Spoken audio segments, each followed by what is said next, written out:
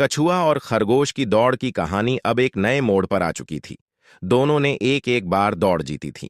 अब दोनों में दोस्ती हो चुकी थी, लेकिन यह तय हुआ कि एक तीसरी और अंतिम दौड़ होगी, जिसमें वे यह जान पाएंगे कि असली विजेता कौन है।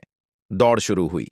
खरगोश अपनी तेज गति से दौड़ने लगा, जबकि कछुआ धीरे धीरे अपने रास्ते पर बढ़ने लगा। लेकिन इस बार दौड़ का मार्ग कठिन था। पहाड़ों, नदियों और जंगलों से होकर गुजरना था।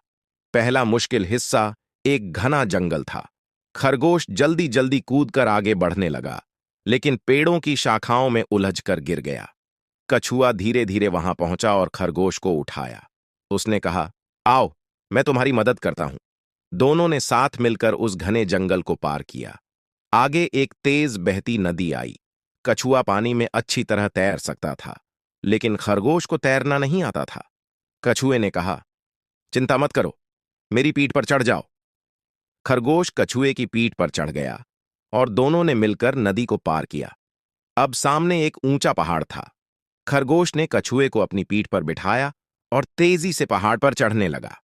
ऊंचाई पर पहुंचकर दोनों ने एक दूसरे को देखा और मुस्कुराए। अब वे समझ चुके थे कि असली जीत किसी को हराने में नहीं, बल्कि एक दूसरे की मदद करने में है। अंत में दौड़ का अंतिम चरण था और दोनों साथ साथ दौड़ते हुए अंतिम रेखा पर पहुंचे। वहां खड़े सभी जानवरों ने तालियां बजाकर उनका स्वागत किया। इस दौड़ ने सभी को यह सिखाया कि जीत का असली मतलब साथ मिलकर आगे बढ़ना है।